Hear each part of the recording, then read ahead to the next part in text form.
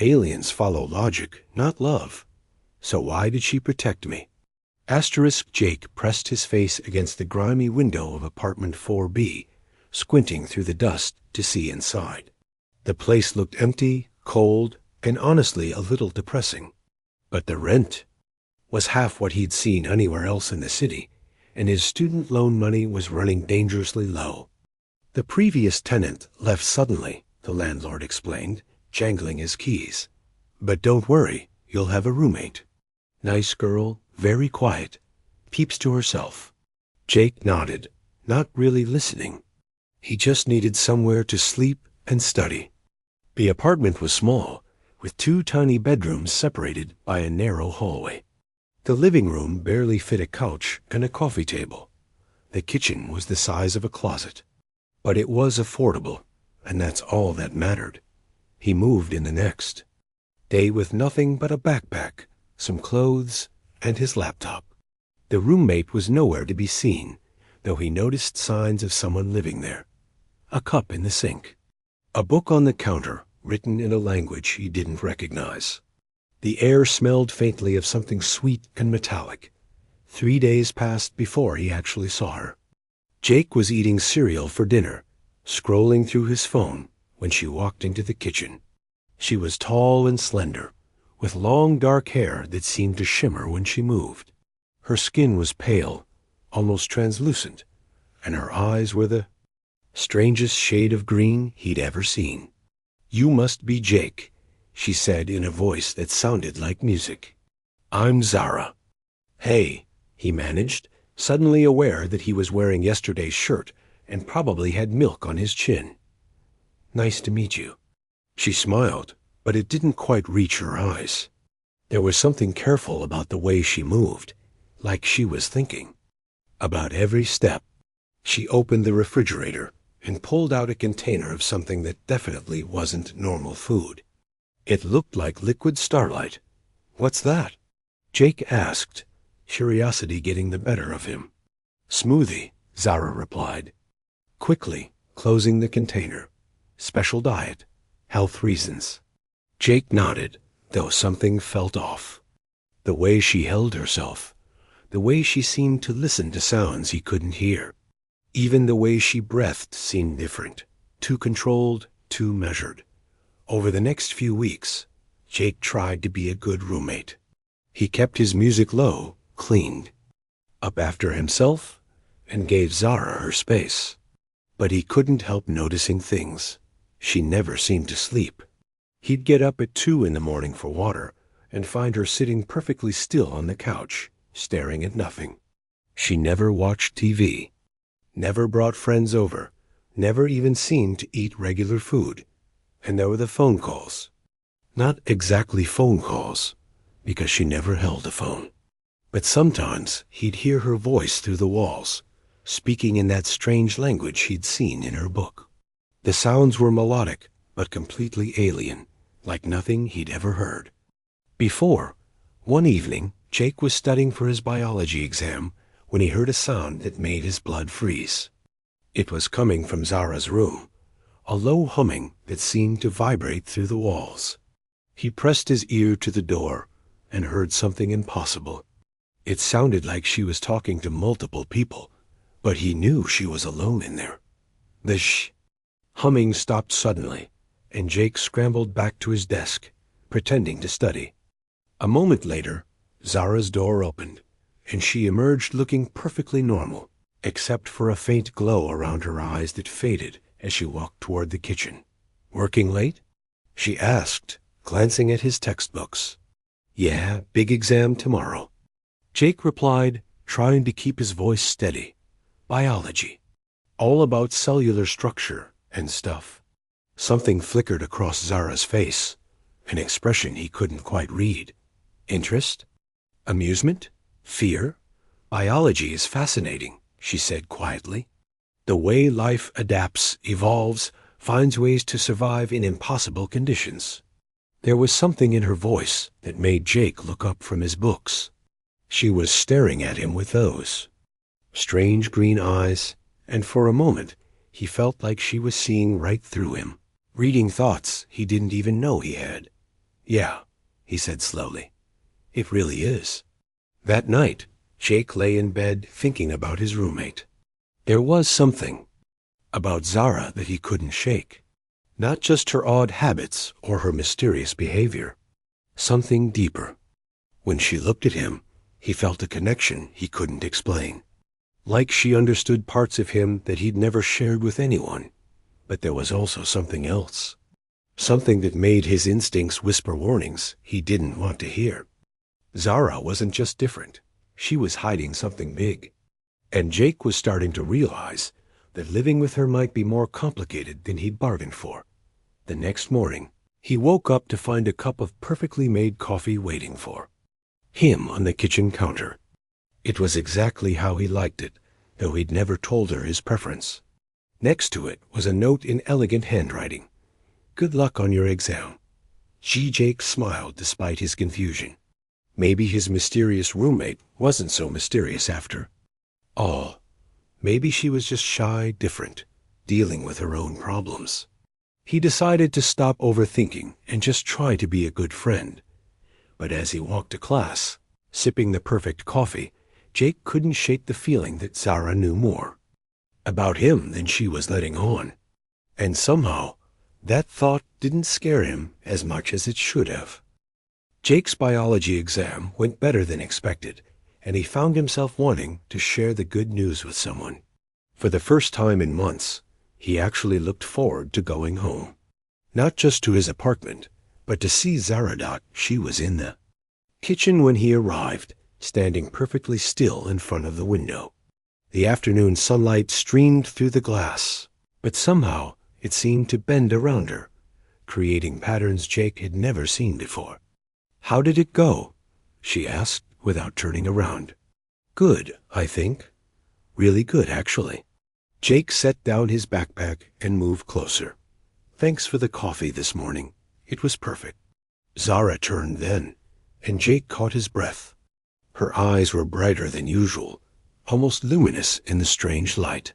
When she smiled, it was the first genuinely warm expression he'd seen from her. I'm glad, she said softly. You work very hard.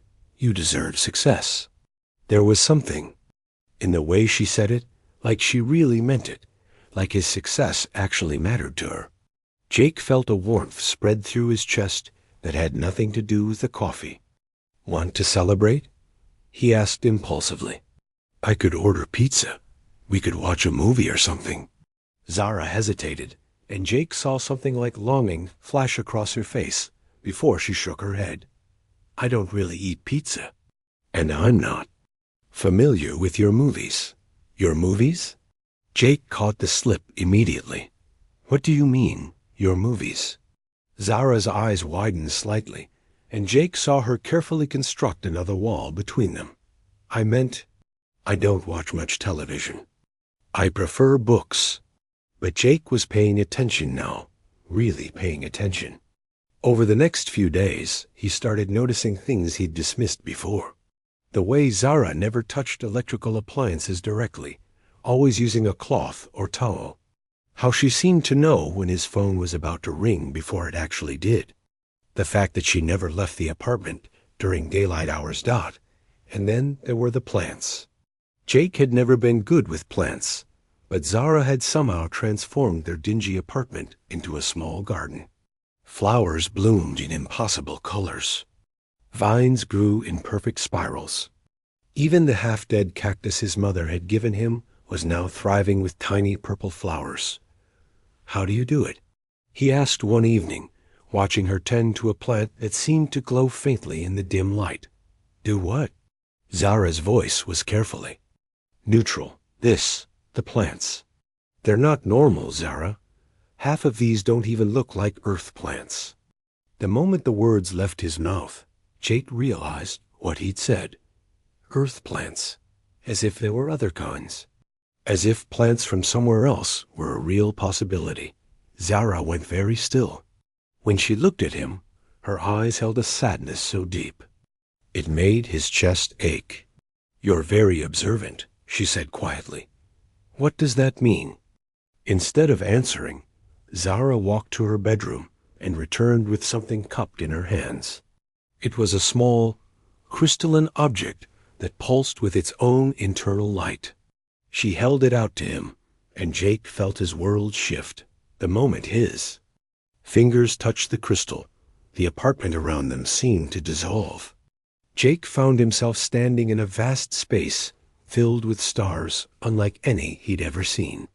They moved in slow, hypnotic patterns, and he could somehow hear them singing, a chorus of light that made his soul ache with beauty.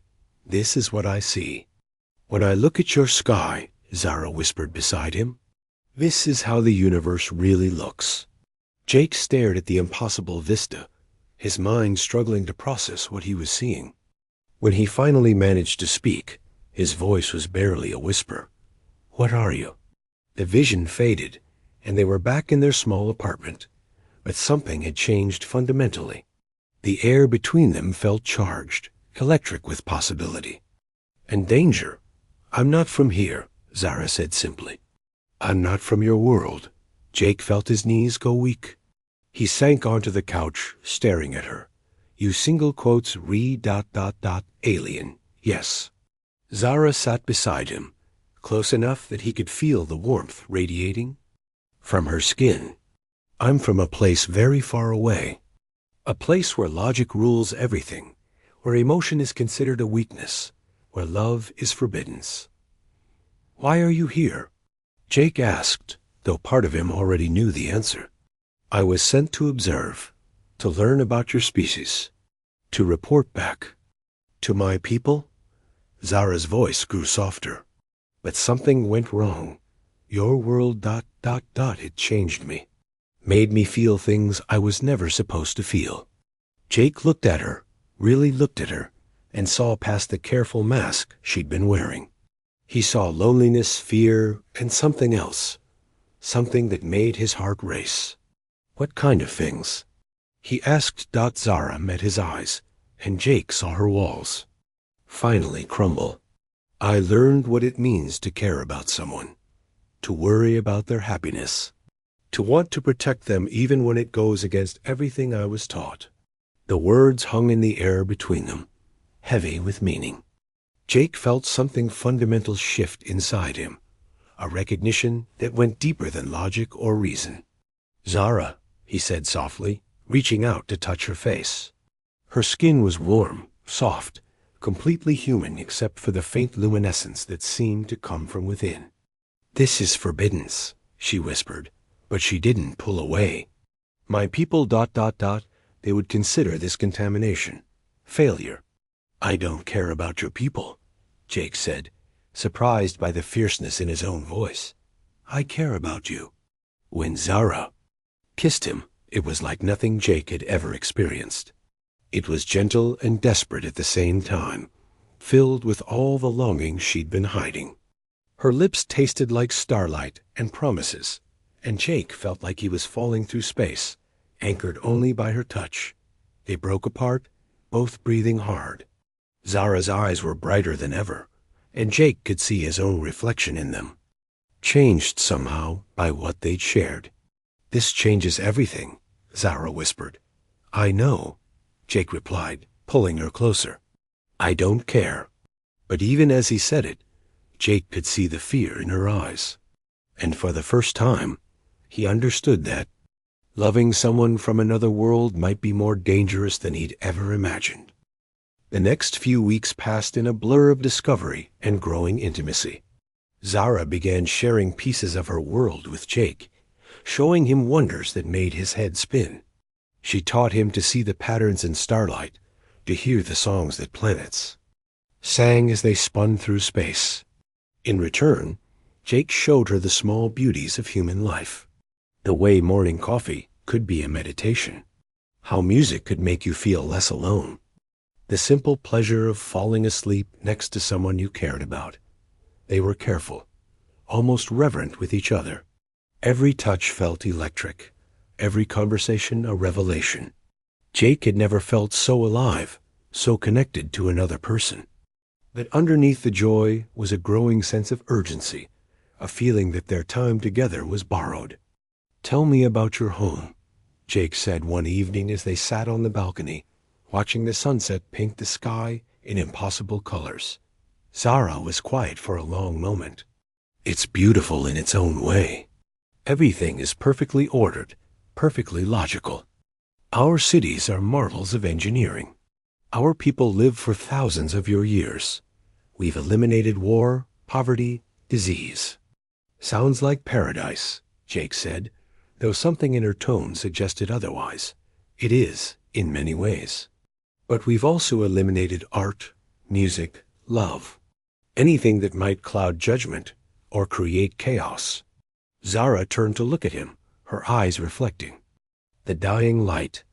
We live, but we don't really feel alive. Jake reached for her hand, intertwining their fingers. Is that why you stayed? To feel alive? I stayed because of you, Zara said simply. Because when I'm with you, I understand what it means to be more than just logic and duty. You make me feel like I have a soul. Jake felt his heart swell with an emotion too big for words. He pulled her closer, and they sat in comfortable silence as the stars began to appear. But their peace was shattered by a sound that made Zara go rigid with fear. It was a low, thrumming note that seemed to come from the sky itself. Jake looked up, but saw nothing unusual. The sound grew louder, more insistent, and Jake realized it was coming from inside the apartment. They found me, Zara whispered, her face pale with terror. Who? My people. The council.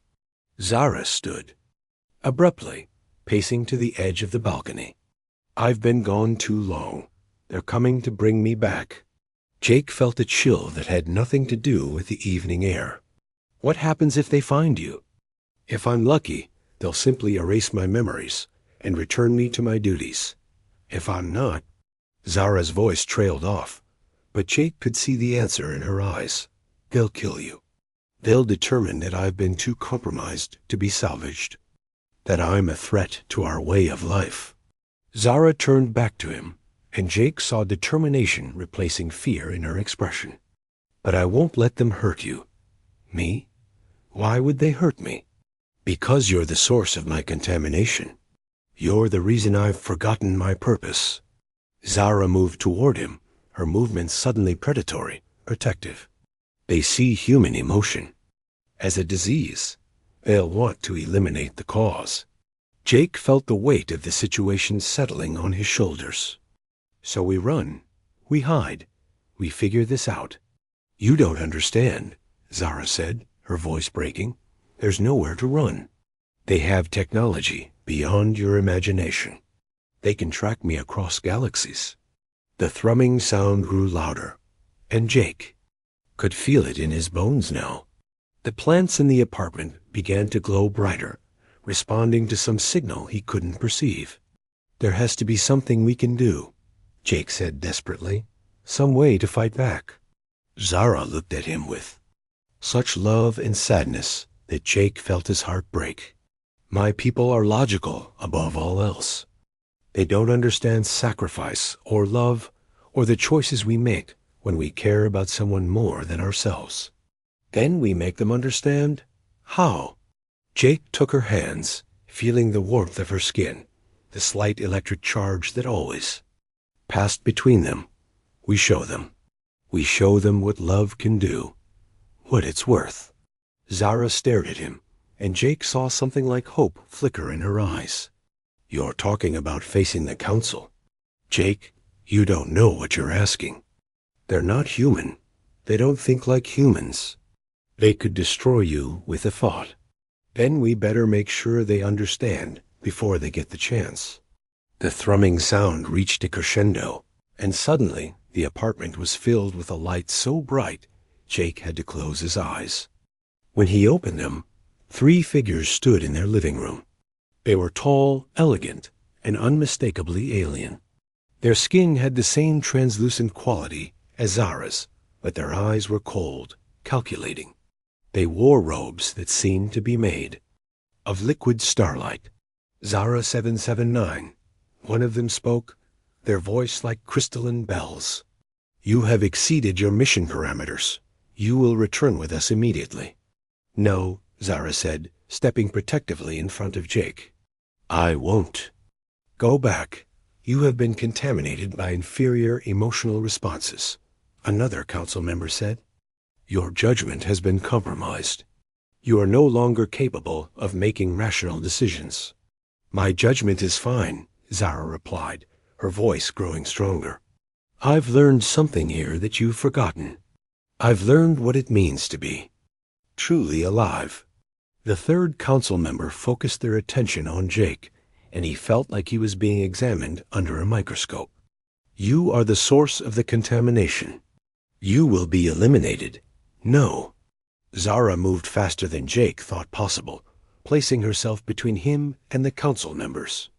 If you want to hurt him, you'll have to go through me. Zara 779. Step aside. Do not compound your errors. My name is Zara, she said fiercely. Not a number, not a designation. I am Zara, and I choose to protect the person I love. The word hung in the air like a challenge. The council members exchanged glances, and Jake could see them processing this information, trying to understand something that was fundamentally alien to them.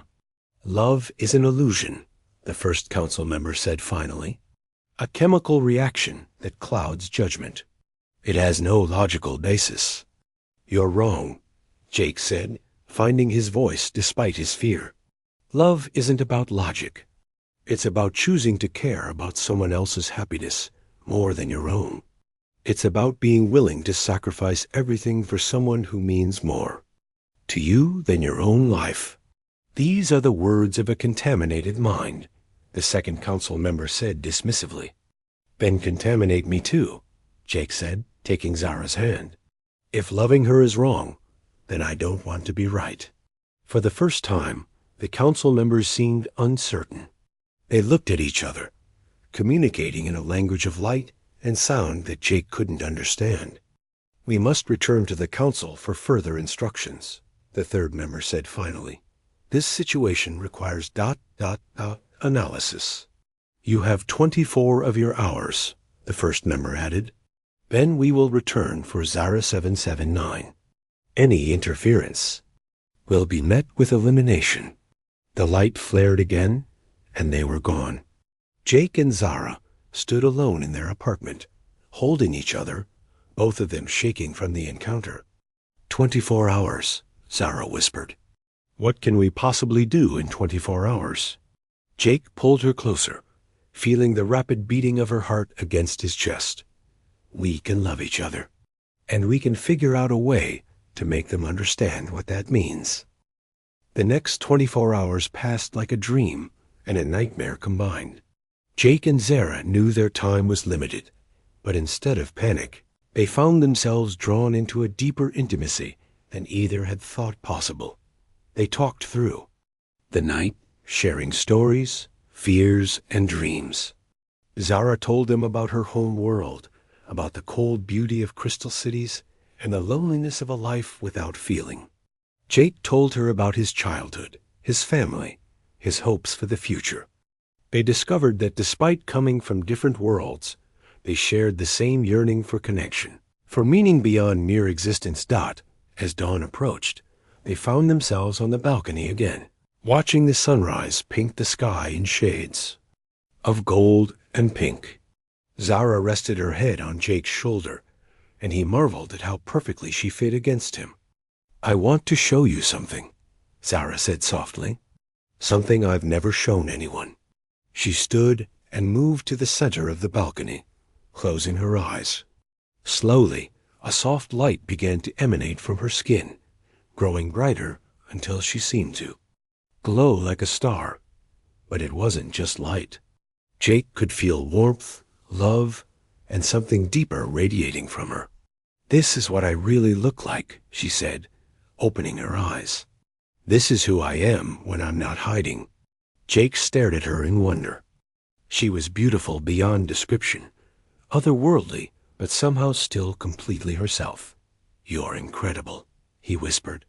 Your people have a word for it, Zara said, the light beginning to fade. Bioluminescence. But for my people, it's more than that. It's how we share our true selves with others. I've never done it before, never wanted to. What changed? You, she said simply. You make me want to be seen, really seen. Jake pulled her into his arms, and they kissed with a desperation born of knowing their time was running out. When they broke apart, both were breathing hard. Whatever happens, Jake said, I want you to know that meeting you has been the best thing that's ever happened to me. You've shown me what love really means. Tears shimmered in Zara's eyes, catching the morning light. I've learned so much from you, Jake. About courage, about choosing love over fear, about what it means to be human. They spent the day planning, trying to figure out how to convince the council that love was worth preserving. Jake suggested they record a message, document their relationship, create some kind of proof. But Zara shook her head. They won't understand data or evidence, she said. They'll only understand demonstration. We'll have to show them in person, and that's what we'll do. As the sun began to set, they prepared for the council's return. Jake had never been so scared in his life, but he was also filled with a strange sense of purpose. He understood now that some things were worth fighting for, even when the odds were impossible. The council arrived exactly 24 hours after they'd left. The apartment filled with that same blinding light, and the three figures materialized. In the living room, Zara 779, the first council member said, you will come with us now. Wait, Jake said, stepping forward. Before you take her, I want to ask you something. Do you know what love is? Love is a chemical reaction that impairs judgment, the second council member replied. It serves no logical purpose. You're wrong, Jake said. Love isn't about logic. It's about growth. It's about becoming more than you were before. These are meaningless words, the third council member said. Are they? Jake turned to Zara, offering her his hand. Show them. Zara hesitated for a moment, then took his hand. Immediately, that warm light began to emanate from her skin, but this time, it was different. Brighter, more complex, filled with colors Jake had never seen before. This is what love looks like, Zara said to the council members. This is what I've become because of Jake. Not weaker, not compromised, more complete.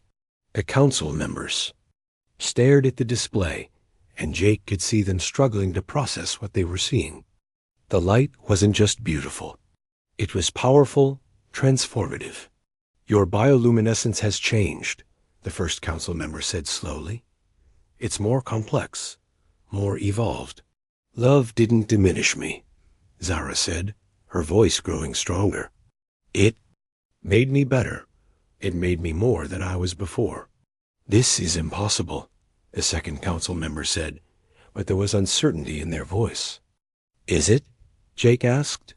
Or is it just something you've never allowed yourselves to experience? The third council member stepped closer, studying the light patterns emanating from Zara. The complexity suggests advanced neural development, enhanced emotional intelligence. This is ... unexpected. We came here to study humanity, Zara said. But I learned something you never expected. I learned that emotion isn't weakness. It's evolution. It's the next step in our development. The council members exchanged those light-based communications. Again, and Jake could feel the shift in the room. They were actually considering what Zara had said. If this is true, the first council member said finally, then our entire understanding of emotional response must be reevaluated. It is true, Zara said, and I can prove it. Send me back to our world. Let me show the council what I've learned. Let me teach them what love really means. You would return voluntarily? The second council member asked, surprised.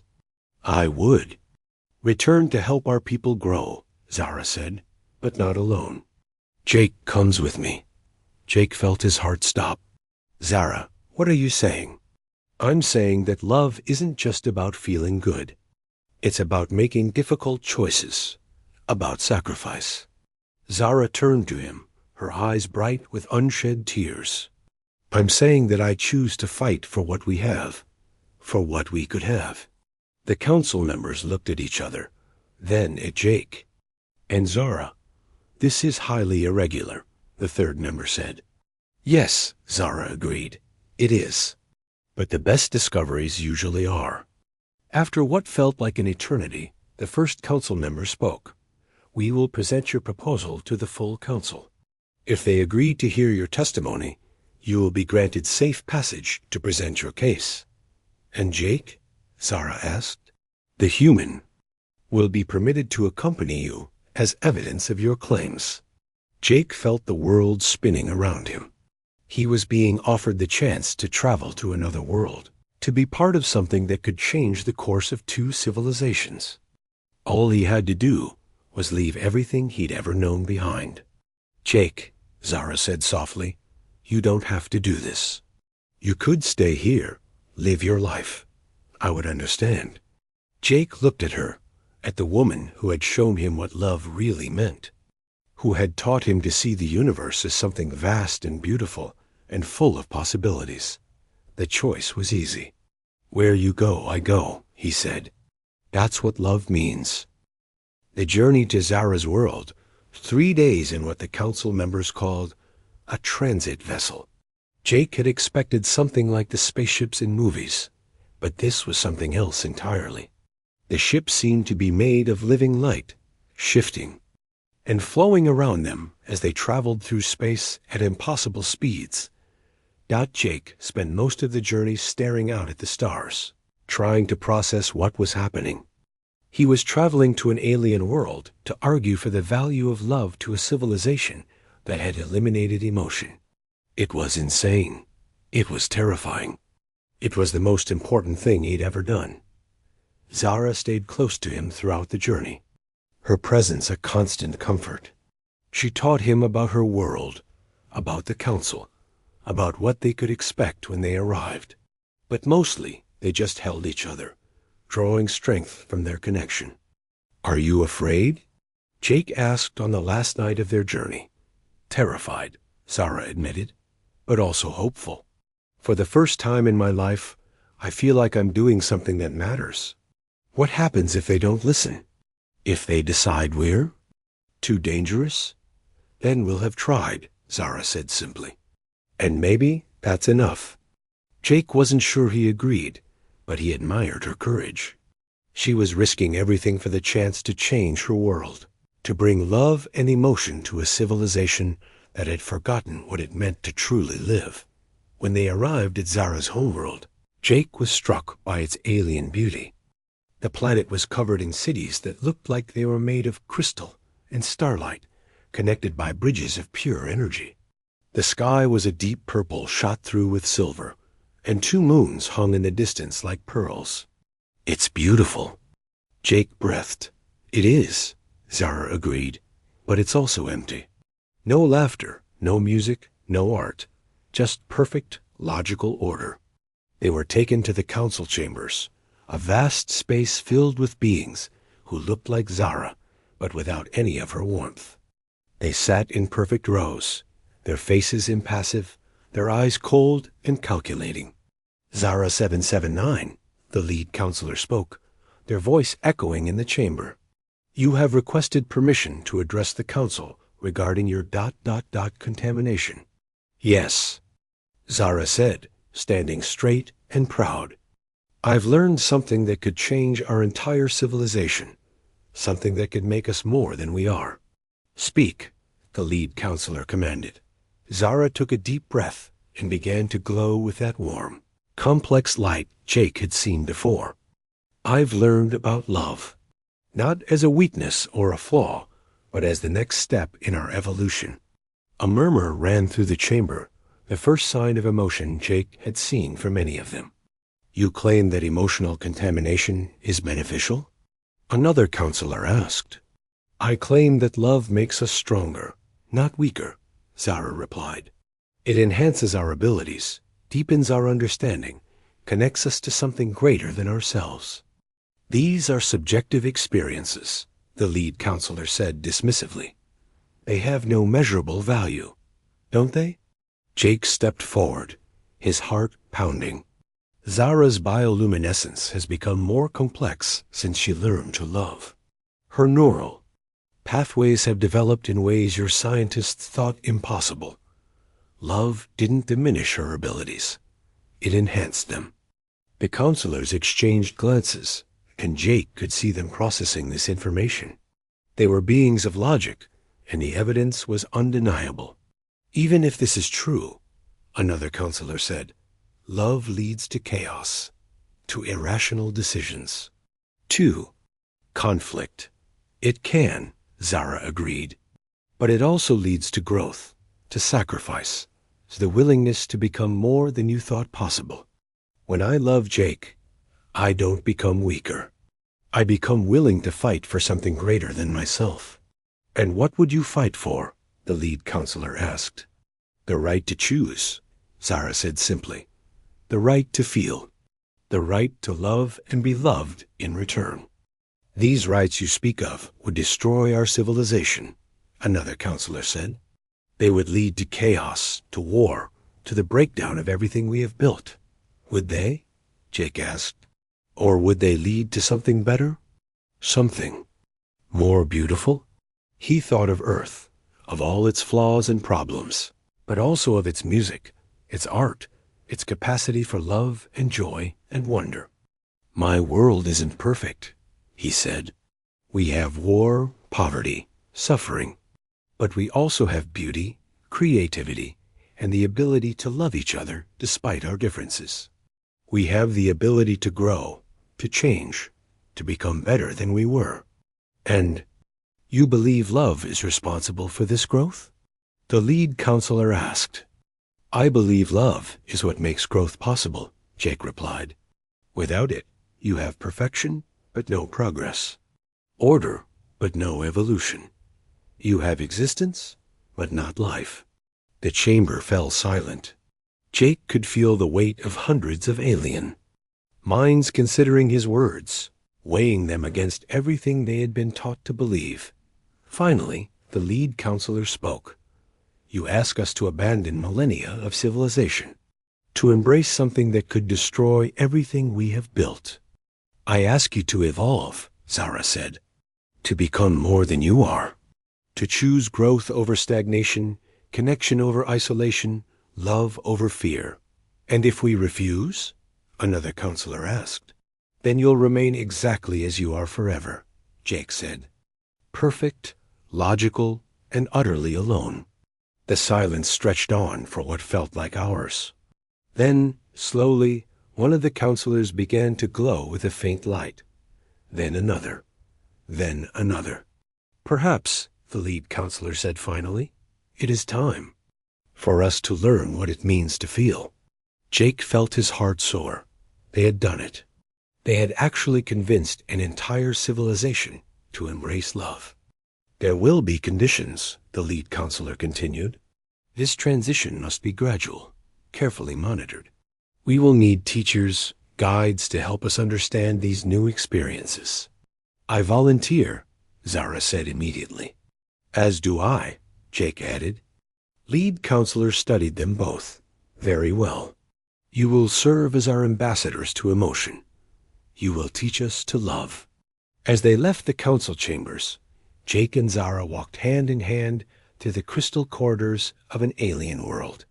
Around them, Jake could see the first signs of change.